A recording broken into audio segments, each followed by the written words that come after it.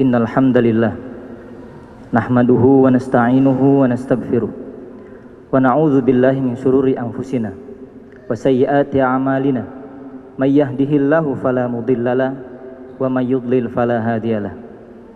Asyhadu an la ilaha illallah wahdahu la syarikalah wa asyhadu anna Muhammadan abduhu wa rasuluh. Allahumma salli ala sayyidina Muhammad wa ala alihi wa sahbihi ajma'in, amma ba'du.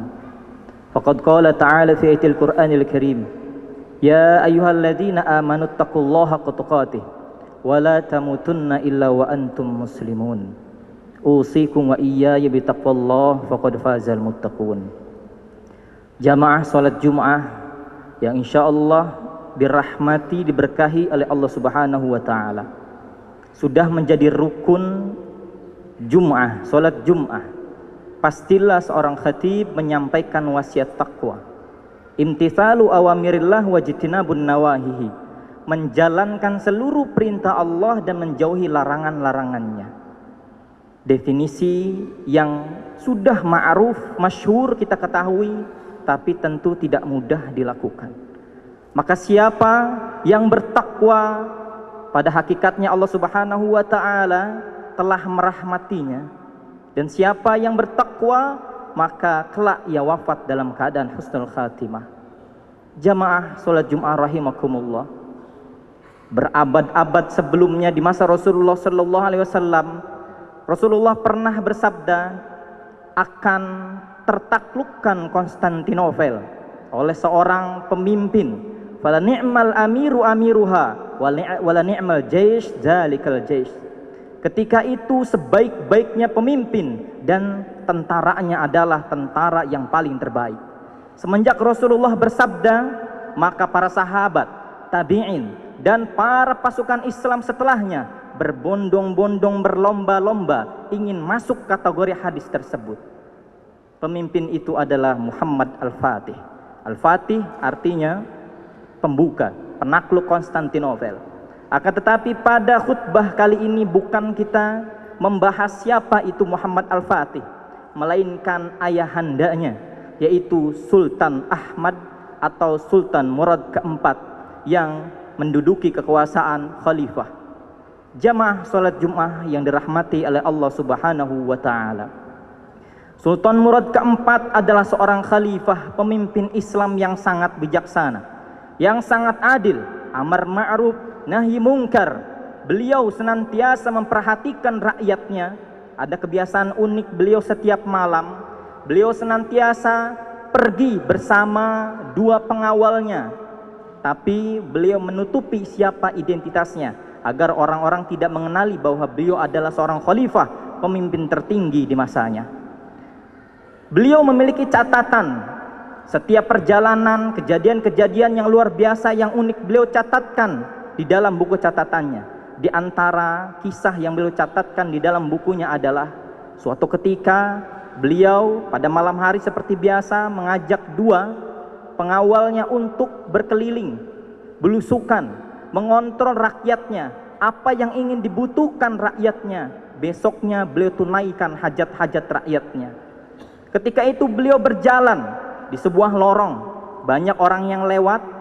Ketika itu ada seorang laki-laki, yang mana laki-laki itu sedang membawa kendi besar yang isinya adalah khamr. Qadarullah, di depan Sultan Murad IV yang sedang menyamar itu, ternyata Allah cabut laki-laki itu. Terjatuh di depan matanya Sultan Murad, dan kendi yang berisikan oleh khamr itu tumpah, pecah, dan membasahi tubuhnya. Allahu Akbar. Orang-orang sekitar yang lewat tidak ada yang memperhatikan atau menghiraukannya. Akan tetapi Sultan Murad langsung mengejarnya, lari dan mengecek kondisinya. Ternyata inna lillahi wa inna ilaihi rajiun, ia sudah wafat. Allahu Akbar. Sultan Murad berteriak, wahai umat Islam, di depanmu ada seorang mayat, maka kalian wajib untuk mengurusinya.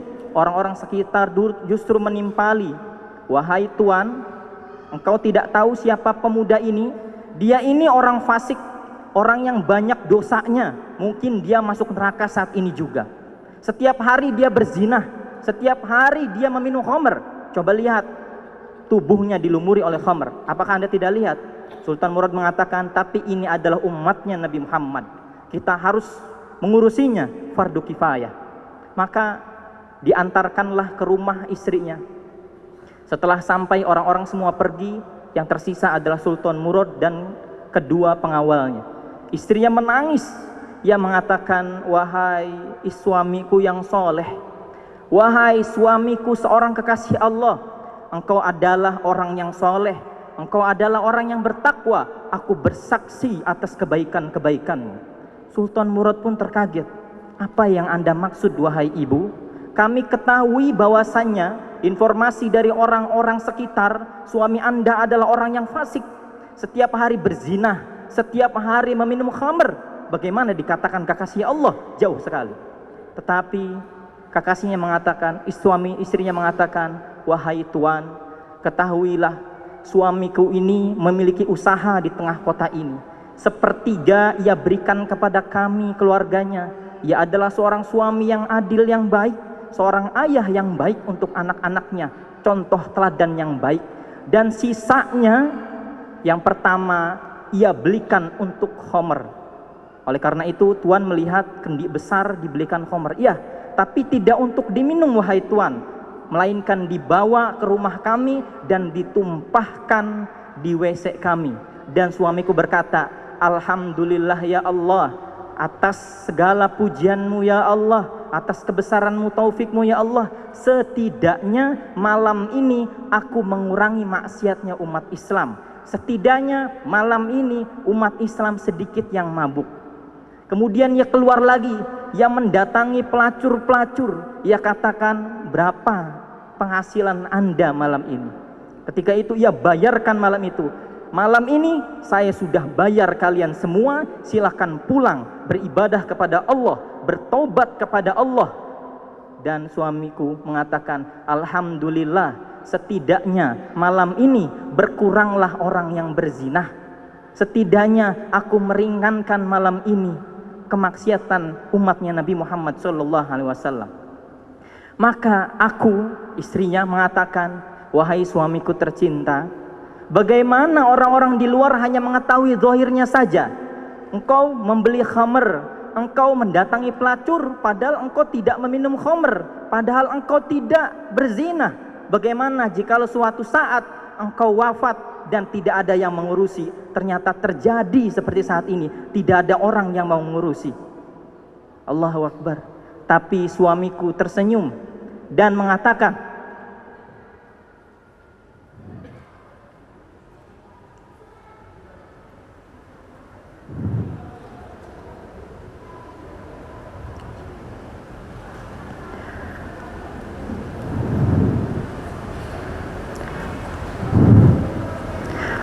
tapi suamiku tersenyum dan mengatakan, istriku yang soleha, ketahuilah ketika aku wafat kelak, sesungguhnya yang akan mengurusi jenazah, yang akan menguburkanku, yang akan memandikanku, yang akan menyolatiku adalah Sultan Murad, seorang khalifah, pemimpin umat Islam ini, dan seluruh ulama-ulamanya.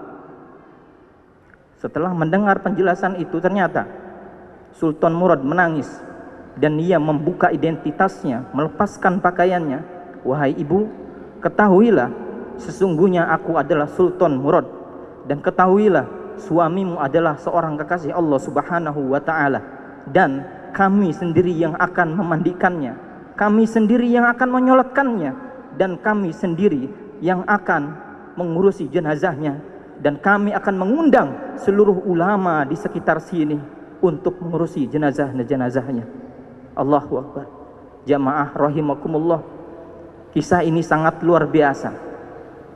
Seseorang yang dikira berzina, seseorang yang dikira dia pekerjaannya bermabuk-mabukan. Kita ketahui hadis Rasulullah SAW, siapa yang meminum khamr, siapa yang berzina, ketahuilah ia telah melepas imannya sebagaimana ia melepas pakaiannya. Allahu Akbar.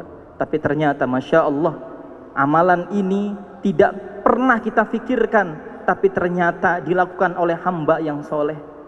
Hikmah yang pertama adalah perbaikilah niat kita.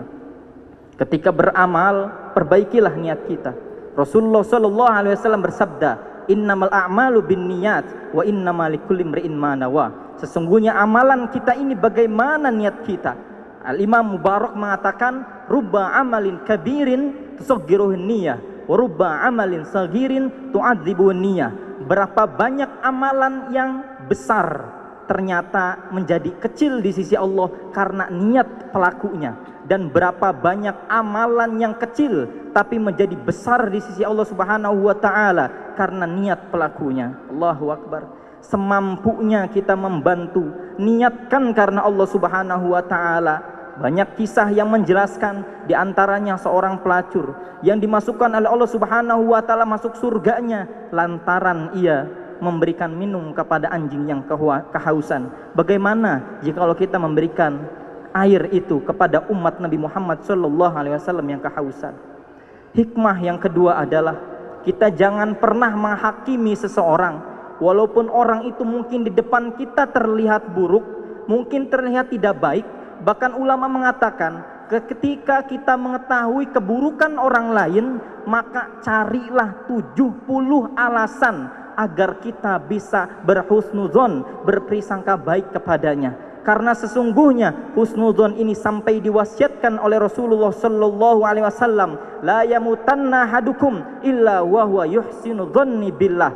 Janganlah kalian sampai wafat, jangan sampai kita ini nyawanya dicabut oleh Allah Subhanahu wa taala kecuali kita dalam keadaan husnudzon kepada Allah Subhanahu wa taala. Seseorang yang berhusnudzon kepada Allah Subhanahu wa taala, pastilah ia akan berhusnudzon kepada saudara-saudaranya. Orang yang senantiasa bersuudzon kepada saudara-saudaranya, niscaya akan timbul, akan lahir penyakit-penyakit hati, hasud, dengki, fitnah, bahkan terjadi kerusakan-kerusakan karena sifat, karena prisangka buruknya kepada saudara-saudaranya. Barakallahu li wa lakum fil Qur'anil Karim wa nafa'ani bima fihi minal ayati wa dzikril hakim wa taqabbala minni wa minkum tilawatahu innahu huwas samiul alim wa qur rabbighfir warham wa anta khairur rahimin.